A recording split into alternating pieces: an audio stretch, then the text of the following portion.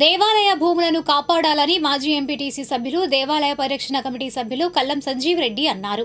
ఈ మేరకు ఉండవల్లిలో ఆయన సోమవారం మీడియాతో మాట్లాడారు. సిఆర్డీఏ పరిధిలో సుమారు 500 ఎకరాల భూమి లేకుండానే పేపర్లు ఇచ్చి అక్రమార్కులు కొట్టించుకొని ఆ భూమి అమ్ముకోవడం జరిగింది. ఆ భూమి ఖరీదు 2,000 కోట్ల రూపాయలు. వాళ్ళు భూమి ఇవ్వకుండా వరకు పేపర్లు ఇచ్చి సిఆర్డీఏకి పూలింగు, అక్కడ భూమి లేదు. కృష్ణానదిలోనూ కొండవీటి వాగులోనూ పోయింది. దాని భూమి నుంచి ప్లాట్లు 500 ఎకరాలు దాని భూమిని కబ్జా చేశారు. ఆ తర్వాత రోడ్లు, డొంకలు, చెరువుల్లో దాదాపు 300 ఎకరాల భూమి పేపర్లో ఉన్నాయి, భూమి లేదు. పూలింగ్కి ఇచ్చి అది కూడా ప్లాట్లు తీసుకొని అమ్మేసుకున్నారు. దాని ఖరీదు 1200 కోట్ల రూపాయలు. ఈ సిఆర్డీఏ ఆఫీసులో సిఆర్డీఏ పెట్టిన తర్వాత చాలా దేవాదాయ భూములు కూడా ఎవరిష్టం వచ్చినట్టు వాళ్ళు కొంతమంది అటువైపు పెద్ద తలకాయలు కొట్టించుకున్నారు, తుళ్ళూరు వైపు. దీని మీద ఒక రెవెన్యూ సిట్టు, సిఐడి ద్వారా ఎంక్వైరీ, తర్వాత ఏసీబీ ఎంక్వైరీ చేసి ఈ 36 గ్రామాల్లో జరిగే అన్ని కుంభకోణాల్లో వెలుగు తీయాలని మా ఉండవల్లి గ్రామ వాస్తవ్యులైన ముఖ్యమంత్రి నారా చంద్రబాబు నాయుడు గారిని, మన లోకల్ శాసనసభ్యులు గౌరవ విద్యాశాఖ మంత్రి నారా లోకేష్ గారిని మీ ద్వారా నేను కోరుతున్నాను. 36 గ్రామాల్లో దాదాపు 20 గ్రామాల్లో జరిగింది సార్. ఇక్కడ 10 ముఠాలు ఉన్నాయి. 36 గ్రామాల్లో 10 ముఠాలు ఉన్నాయి.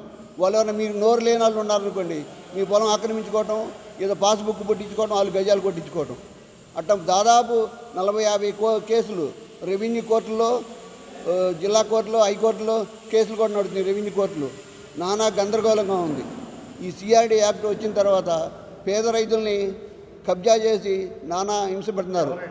ఏమండి, ఒకళ్ళని కాదు, ఇంట్లో బీజేపీ నాయకులు ఉన్నారు, తెలుగుదేశం నాయకులు ఉన్నారు, వైసీపీ నాయకులు ఉన్నారు. ఒకళ్ళు కాదు, 3 పార్టీల్లో కబ్జాదారులు ఉన్నారు. 3 పార్టీ నాయకులు పెద్ద నాయకులు చేశారు. ఆ ఎంక్వైరీ కమిషన్ అయితే పేర్లు, సాక్ష్యాలతో సహా నేను నిరూపించడానికి సిద్ధంగా ఉన్నాను.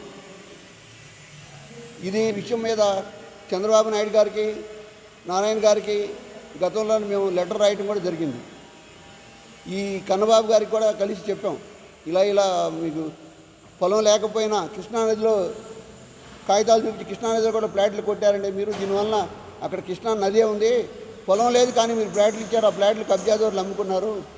ఈ గ్రామాల్లో కూడా కొంతమంది ఆర్ఎస్ఆర్ కాపీలు చూపించి, అంటే ఆర్ఎస్ఆర్ కాపీ చూపించారనుకుంటే ముత్తాతలు, తర్వాత ఇది 4 రిజిస్ట్రేషన్ అయింది, మాకు ఆర్ఎస్ఆర్లో పేరుందని ఆ పేద రైతులను ఎల్లగొట్టడం, తులం పొలం ఇచ్చి ఎల్లగొట్టి ఆ ఆర్ఎస్ఆర్ల పేరు అయితే ఎవరున్నారు వాళ్ళు కాజేసి ఈ పేద రైతులకి అన్యాయం చేస్తున్నారు.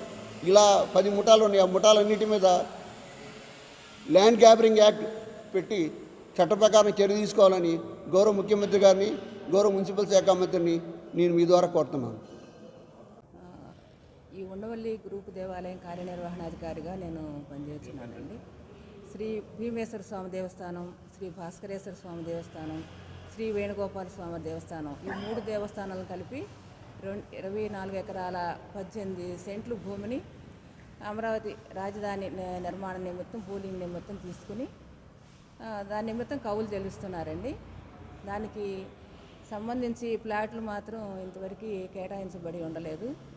మేము ప్రధానంగా సంజీవ్ రెడ్డి గారు చెప్పినట్లే ఈ దేవాలయానికి సంబంధించిన భూమి అంతా కమర్షియల్ కాస్ట్లీ ల్యాండే కాబట్టి ఈ దేవస్థానంలో ఈ భూమిలోనే ప్లాట్లు కూడా కేటాయించినట్లయితే దగ్గరలో ఉన్న అర్చక స్వాములు కానీ, ఇప్పుడున్న కార్యనిర్వహణాధికారి కానీ దీన్ని అభివృద్ధి చేసుకోవడానికి కానీ, ఆక్రమణకు గురి కాకుండా చూసుకోవడానికి కానీ అవకాశం ఉంటుందని చెప్పే ఉద్దేశంతో మేము ప్లాట్లు కేటాయించేటప్పుడు, ఫామ్ ఫిలప్ చేసేటప్పుడు కూడా సిఆర్డీసీ గారికి కూడా అదే విషయాన్ని విన్నవించుకున్నామండి. లెటర్ ద్వారా కూడా తెలియపరుచుకున్నాము. ఈ మధ్య అందరికీ ప్లాట్లు కేటాయించే విషయంలో మేము సిఆర్డీఏ హెడ్ ఆఫీస్కి కూడా వెళ్ళడం జరిగింది. ఆ రోజు ఈ దేవస్థానాలకు మాత్రం ప్లాట్లు కేటాయించబడలేదు. మేము అడిగామండి, అందరికీ ఇచ్చారు కదా, మాకు ఇంకా కేటాయించలేదని అడిగితే మీ పెద్ద ప్లాట్లు కదండి, ఎక్కడ కేటాయించాలనే విషయం మీద ఆలోచిస్తున్నారు, త్వరలోనే మీకు కూడా ఇస్తారని చెప్పారండి. ఈ విషయం మీద మేము కూడా ఈ గ్రామంలోనే స్వామివారి సంబంధించిన ఈ భూమిలోనే ఇస్తే కనుక దేవాలయానికి అభివృద్ధికి అన్నిటికీ ఉపయోగపడుతుందని చెప్పి మేము కూడా భావిస్తున్నాం.